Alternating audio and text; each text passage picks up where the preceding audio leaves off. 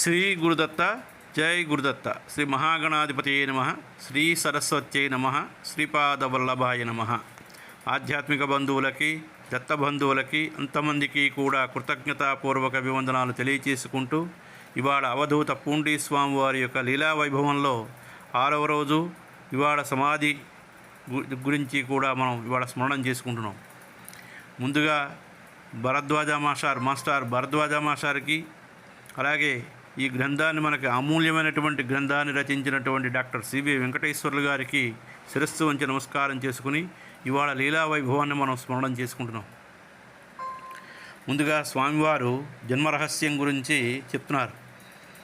స్వామివారి పూర్వాశ్రమం గురించి తెలుసుకోవాలని చాలామంది ప్రయత్నిస్తే వాళ్ళకంతా స్వామివారు వారి పరిభాషలో చెప్పారే కానీ నేరుగా ఎప్పుడూ కూడా ఏమీ చెప్పలేదు.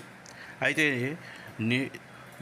ఏ భాషలో చెప్పినా కూడా, ఎలా చెప్పినా కూడా అర్థం చేసుకునే స్థితిలో ఎవరూ లేరు.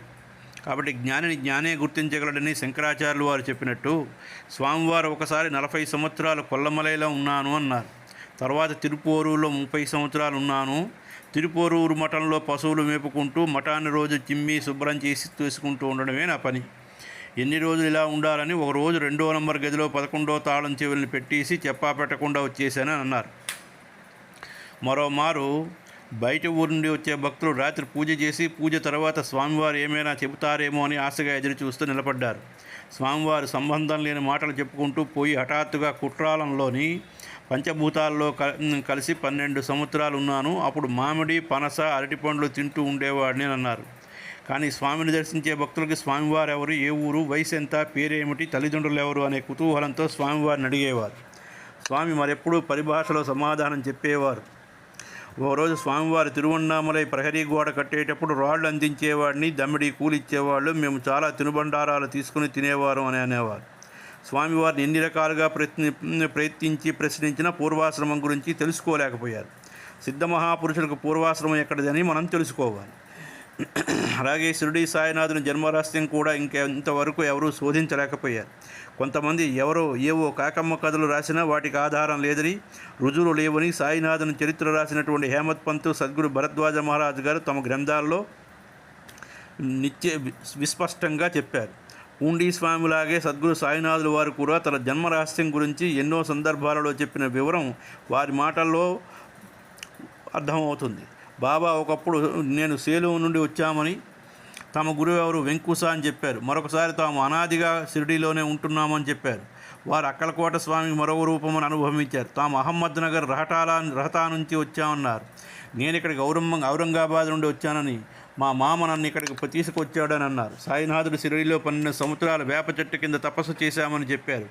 షిరిడీ మరి మూడు ఇతర గ్రామాలు తమ యజమాని మాలిక్ కంటే భగవంతుడు, గురువు ప్రసాదించారని అనాదిగా ఆ గ్రామం తమ ఆప్తుల నివాసమని, తమ అత్తగారిలని, అక్కడ పూర్వం తమ వారంతా నివసించేవారని, ఒకప్పుడు తాము ఒక్కరే అక్కడికి వచ్చామని, మరొకప్పుడు తమ భక్తులకు తరింపజేయడానికి మరికొందరితో కలిసి వచ్చామని, తమ గురువుని సేవించడానికి వచ్చామని వివిధ రకాలుగా చెప్పేవారు. వారి స్వస్థానం వేరే ఎక్కడో ఉన్నదని, అక్కడ వారి వంశస్థులకు ఆస్తిపాస్తులు ఉన్నాయని నీమ్గాం, రూయి, రహటా, పింపల్గాం, కోపర్గాం, ఉతంబా, జాల్నా వంటి గ్రామాల గురించి తరచూ ప్రస్తావించేవారు. ఒకప్పుడు సాయినాథుని పూర్వీకులు షిరిడీలో నివసించేవారని, అందరూ తాము కూడా అక్కడ నివసిస్తున్నామని చెప్పేవారు. ఒకసారి ధూలియా న్యాయస్థానం తాలూకు న్యాయవాది అడిగితే సాయినాథుడు అక్కడ ఉన్నవారంతా తమను సాయిబాబా అంటారని, అంతేగాని తమ పేరు సాయిబాబా అని చెప్పలేదు అని, కబీరు మతమని, దైవకులమని, వయస్సు 1,00,000 సంవత్సరాలని చెప్పడం గమనార్హం. అంటే సద్గురు భరద్వాజ గారు మహారాజు గారు ఉవాచ ప్రకారం కృష్ణుని వలె సాయినాథుడు కూడా అయోనిజుడు, అంటే తల్లి గర్భాన అంటే జన్మని తీసుకున్నవాడు కాదు, అంటే సాక్షాత్తు స్వయంభూ, అంటే సాక్షాత్తు భగవంతుడు అన్నమాట. ఇటువంటి కోవకు చెందిన వారే అక్కల్కోట స్వామి, గజానన మహారాజ్, దునివాల దాదా బాబా లాంటి మహాత్ములు. ప్రతిరోజు స్వామివారికి పూజ అయిన తర్వాత బయట ఊరి నుండి వచ్చిన జనం రాత్రి పూండీలోనే విడిది చేసేవారు. పూజ ముగించి పడుకోబోయే ముందు స్వామివారు ఏమైనా చెబుతారేమో అని ఎదురు చూసేవారు.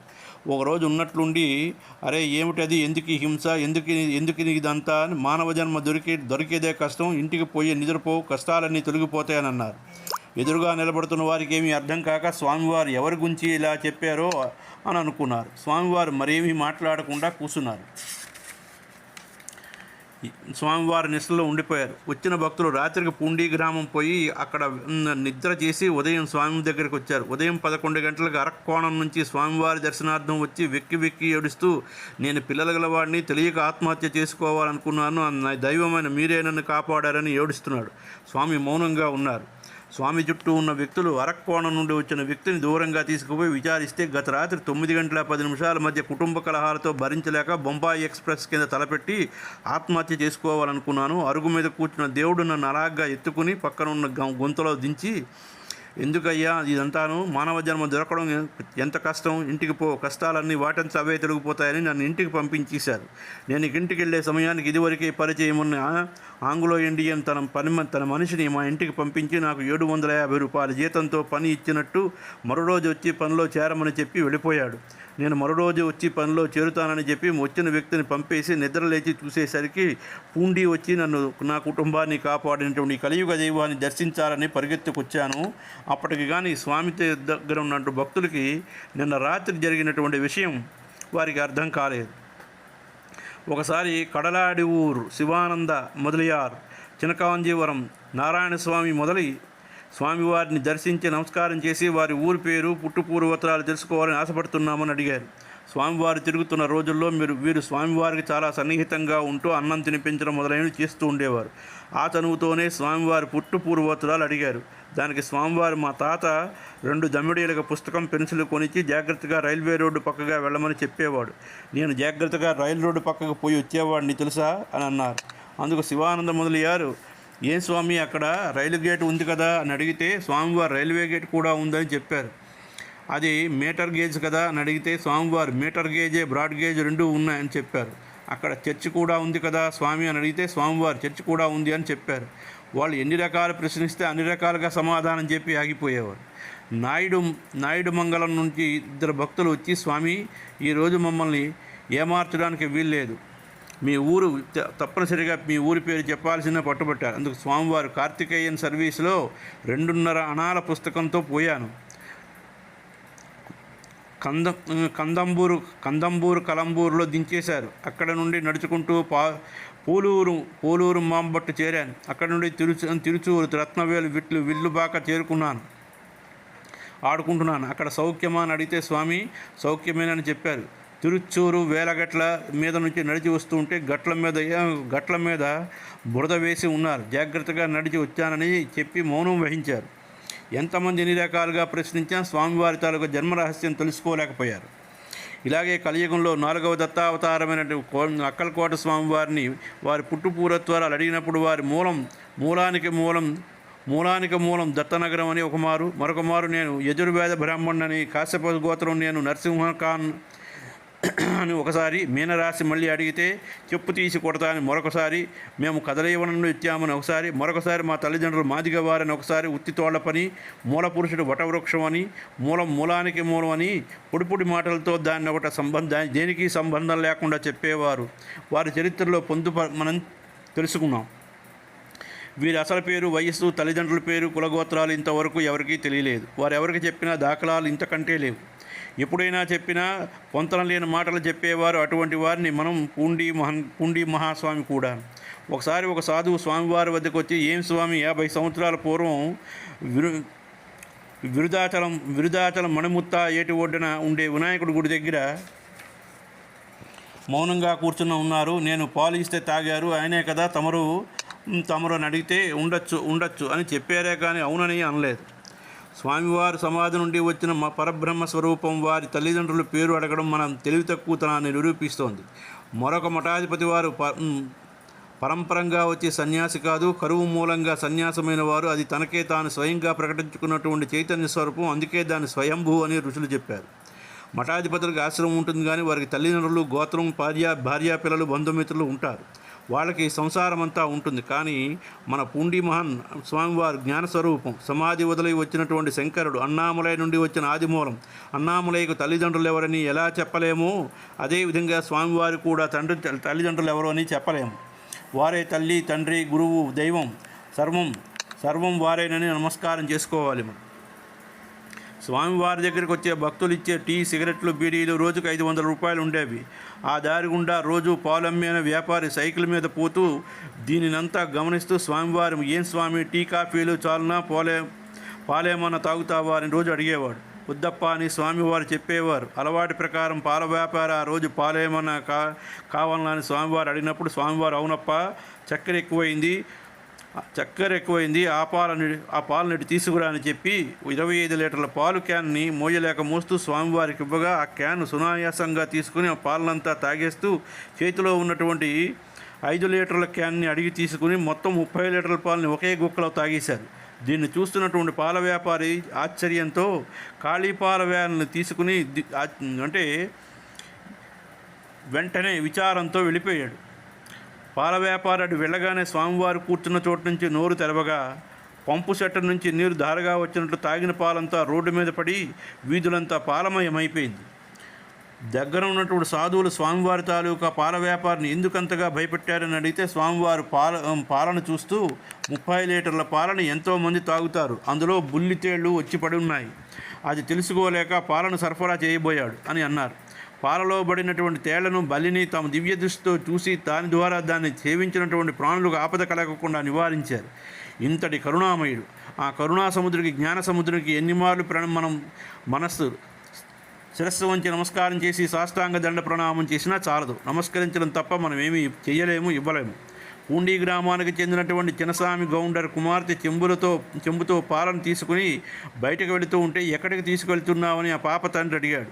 మన ఇంటిలో ఉండే సీమావు మొదటి పెయ్యి దూడను వేస్తే మొట్టమొదటి పాలను స్వామివారికి సమర్పిస్తానని అమ్మ మొక్కుకున్నది. అందుకని పాలను స్వామివారికి తీసుకుపోతున్నానని పాప చెబితే ఆమె తండ్రి మొట్టమొదట ఆ పళ్ళు తోమని స్వామికేనా ఇచ్చేది, లోపలికి తీసుకెళ్ళమని పాపను గదమాయించగా ఆ పాప పాలను స్వామివారి వద్దకు తీసుకుపోయింది.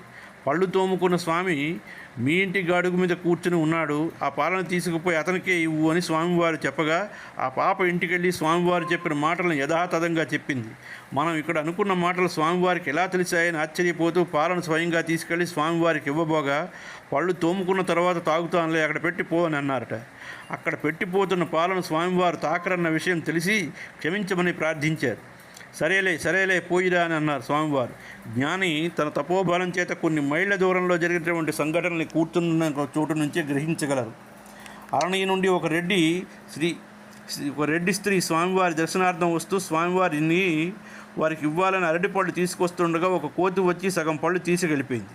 స్వామివారిని తీసుకెళ్తున్నట్టు అరటిపళ్ళు కోతి తీసుకుపోయింది అని మనసులో అనుకుని వెంటనే కోతిలో ఉన్నది కూడా ఆత్మే కదా, తింటే తినదులే అని మిగతావి తీసుకుని పుండి చేరి స్వామివారి దగ్గరికి వెళ్ళి కోతి తినగా మిగతా పళ్ళను స్వామివారికి ఇవ్వవచ్చా లేదా అని మనసులో అనుకుంటుండగా స్వామివారు, నువ్వు తీసుకొచ్చిన అరటిపండ్లను ఇవ్వమ్మా, కోతిలోని ఆత్మ ఉన్నది, దీనిలోని ఒకే ఆత్మ ఉన్నది, తింటుందని అడిగి తీసుకున్నారు. ఆ స్త్రీ ఆశ్చర్యపడి బస్టాండ్లో జరిగిన సంఘటన వీరికి ఎలా తెలిసింది, పైగా నా మనసులో అనుకున్నది కూడా చెప్పేశారని భావిస్తూ వీరు సామాన్య మానవుడు కాదు అనుకుంటూ మన కష్టమంతా వీరికి చెప్పుకుని వాటికి మార్గం చూపించమని అడగాలనుకుని మనసులో అనుకుని స్వామివారి వద్ద విభూతి తీసుకుని వారి కూర్చున్న అరుగుకి ఎదురుగా నిలబడింది.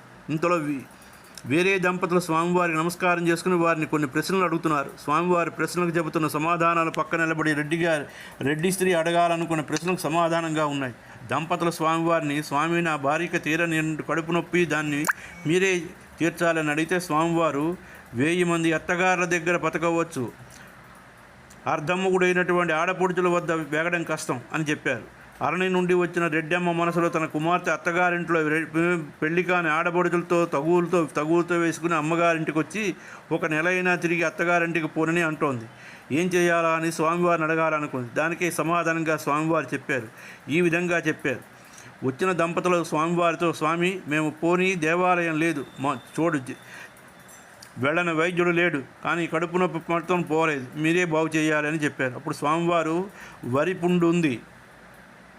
వరిపండి ఉంది, తినేవాళ్ళు లేక పక్షులు తినిగిపోతున్నాయి, తాటిపండు పండడం ఎందుకు, వయసు పిల్లలు పోవడం ఎందుకు అని చెప్పి మౌనంగా ఉండిపోయారు. ఆ దంపతులకు ఇదేమీ అర్థం కాకుండా విభూతి తీసుకుని బయలుదేరారు. రెడ్డమ్మ దంపతులను పిలిచి, స్వామివారు చెప్పినదంతా నా కోసం మీకోసం కాదు, స్వామివారి చేతితో మీకు విభూతి ఇచ్చారు కదా, అది వ్యాధిన ఏమవుతుంది, భయపడాల్సిన పని లేదు. నేను స్వామిని అడగాలనుకున్న ప్రశ్నలకి నేను అడగకుండానే మీతో చెబుతూ నా ప్రశ్నలకు సమాధానం చెప్పారని చెప్పించుకుని ఆమె కూడా స్వామివారి వద్ద సెలవు తీసుకుని, మంచిది పోయిరా అమ్మ అని చెప్పి ప్రాంతాల్లో ఈశ్వరుడే ఉన్నాడని తెలుసుకుని నడుచుకుంటూ అంతా మంచే జరుగుతుందనే అర్థంలో అవ్వయార్ పాటను పాడి ఆమెకు విభూతి ఇచ్చి పంపించారు. జ్ఞానం పొందడానికి తగినటువంటి గురువుని అన్వేషిస్తూ పోవాలని శాస్త్రం చెబుతోంది. అలా గురువు ఎవరు, ఎక్కడ ఉంటారు, ఎలా తెలుసుకోవాలని నేను అడిగిన దానికి అర్థమవుతోంది. మనలో అజ్ఞానాన్ని తొలగించేవాడే నిజమైన గురువు.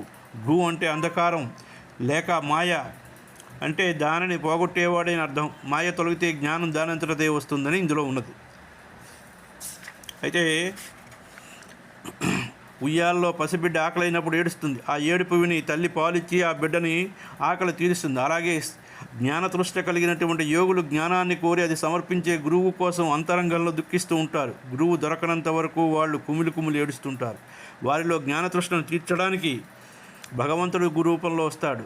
తల్లి బిడ్డ ఆకలితో పరిగెత్తి వచ్చిన గురువు కూడా అలాగే చేస్తాడు. అలాంటి గురువు దొరకనంత వరకు అంతరంగంలో దుఃఖిస్తూనే ఉంటుంది. యోగ సాధకుడు తగిన గురువు దొరికిన తర్వాత వారిని కోతిపిల్ల తన తల్లిని వదలకుండా ఎలా గట్టిగా పట్టుకుంటుందో అలా పట్టుకోవాలి. దాన్నే మార్జాల కిశోర న్యాయం అని చెప్పి అంటూ ఉంటారు. అది కాబట్టి స్వామివారి తాలూకా సమాధి 1978వ సంవత్సరం నవంబర్ మాసం 3వ తేదీ శుక్రవారం ఉదయం 10 గంటలకి తిరుచ్చందూరులో సుబ్రహ్మణ్య స్వామిని దర్శించడానికి మదురై నుండి దంపతులు వచ్చారు. వాళ్ళు పూండి స్వామివారిని తరచూ దర్శిస్తూ ఉండేవారు.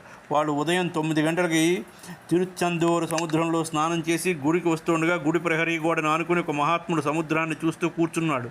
దగ్గరికి వెళ్ళి చూడగా వారు పూండి స్వామివారిని చూసి ఆ దంపతులు ఆశ్చర్యపడి, ఏం స్వామి, పూండి నుండి ఎప్పుడు వచ్చారు ఇక్కడికి అని, ఇక్కడ ఒంటరిగా ఎందుకు కూర్చుని ఉన్నారు, రండి మా గదికి పోదాం, అక్కడ ఆహారం తీసుకుని రావచ్చని పిలిస్తే దానికి స్వామి, నాకు 2 పిల్లలు, ఒకడు టైలరు మరొకడు టీచరు, వాళ్ళిద్దరూ నన్ను గమనించుకోలేదు, అందువల్ల పూండి విడిచిపెట్టి తిరువన్నామలై వచ్చాను, అక్కడక్కడ ఎవరూ గమనించుకోలేదు, అందుకు ఇలా వచ్చాను, హిమాలయాలకు పోదామని అనుకుంటున్నాను అని చెప్పగా మౌనంగా ఉండిపోయారు. ఆ దంపతులు కాఫీ అయినా తీసుకోమని ప్రార్థించగా స్వామివారు తిరస్కరించారు. అప్పుడు వాళ్ళు స్వామివారు పూండిలో వారు కూర్చున్నటువంటి స్థలంకి లేవక ఎన్నో సంవత్సరాలుగా ఉన్నారు. ఈ రోజుకి ఇక్కడికి ఎలా వచ్చారు అని పోతూ ఉండగా పత్రికలో పూండి స్వామి నిర్యాణం చెందినటువంటి వార్తను చూశారు. ఆ వార్తను చూసి దంపతులు ఆశ్చర్యంతో, ఇంతకు ముందువే కదా స్వామివారిని మనం గుడి ముందర చూసేమని తలచి అక్కడికి వెళ్ళి చూడగా స్వామివారి జాడ కనిపించలేదు. దంపతులు మరో రోజు పూండి వచ్చి స్వామివారి దివ్యదేహాన్ని చూసి చెబుతూ బోరును ఏడ్చేశారు. స్వామివారిని సమాధి చేసే వరకు అక్కడైతే ఉన్నారు. ఇటువంటి మహాద్భుతమైనటువంటి లీల దత్త సాంప్రదాయాల్లోని మహాత్ములైనటువంటి షిరిడీ సాయినాథుడు, అక్కల్కోట్ మహారాజు, గజానన మహారాజు మొదలగు వారి చరిత్రలో మనం చూడవచ్చు. స్వామివారి సమాధి చెందడానికి 4 రోజుల ముందు పూండికి దక్షిణంగా ఉండే మండై కొళత్తూర్ అనే గ్రామం ఉంది. చింతామణి అనే స్త్రీ స్వామివారి సన్నిధికి వచ్చి విభూతి ఇవ్వమని అర్థించింది. అదే సమయంలో అవలూరుపేట నారాయణ ఉడయార్ కూడా స్వామివారిని విభూతినివ్వమని అర్థించాడు. దానికి స్వామివారు, ఏమ్మా, ఇంకా ఎన్ని రోజులు మీ అధికారం, ఇప్పటిదాకా మీరు చెప్పింది నేను విన్నాను, ఇక మీద నేను చెప్పేది మీరు వినాలి అంటూ విభూతిని ఇవ్వకుండా వాళ్ళనే తీసుకోమని చెప్పారు. తర్వాత 4 రోజులకే స్వామివారి కైవల్యం చెందారు. పూండి గ్రామానికి చెందినటువంటి నాయుడమ్మ స్వామివారి ఆశీర్వాదం కోరితే స్వామివారు మౌనంగా ఉండి తర్వాత కొలిచి ఇచ్చేందుకు సిద్ధంగా ఉన్నాను అన్నారు. కానీ సంచి పట్టేదానికి ఎవ్వరు కూడా సిద్ధంగా లేరు, అందువల్ల కొట్టు అంగడి మూసేస్తున్నానని అనుకుంటున్నాను అని అనేసి విభూతి చేతికివ్వకుండా వాళ్ళనే తీసుకోమని చెప్పారు. ఈ సంఘటన సద్గురు భరద్వాజ గారి విరచిత సాయిలీలామృతంలో సద్గురు సాయినాథుడు కూడా నా వద్ద జ్ఞానం రాసులుగా ఉన్నా అడిగేవాడొక్కడు లేడు అని చెప్పి దాన్ని సరిగ్గా సరిపోతుంది మనకి ఇక్కడ. ఈ విధంగా పూండి అనే సంతలో సుమారు 19 సంవత్సరాల కాలం పెంకుటింటి అరుగు మీద కూర్చుని చోటు నుండి కదలక రాత్రనక పగలనక తన జ్ఞాన వైరాగ్య అంగడిని తెరిచి ఉంచారు. ఇది వెలకట్టలేనటువంటి జ్ఞాన వైరాగ్యాలు కొన్నవారెవరో ఆ అంగడి యజమానికి తెలియాలి, మిగిలిన వారికి తెలియదనేది సత్యం. పరమ పరమ సద్గురు దేవులైనటువంటి భరద్వాజ మహారాజు గారు ఒకసారి చెప్పారు. ఏమిటని? విద్యానగర్లో భరద్వాజ మాస్టర్ గారి ఇంట్లో ఉన్నటువంటి విషయాలన్నీ కూడా మనకి డాక్టర్ వెంకటేశ్వరరావు గారు వివరించినటువంటి విషయాలు.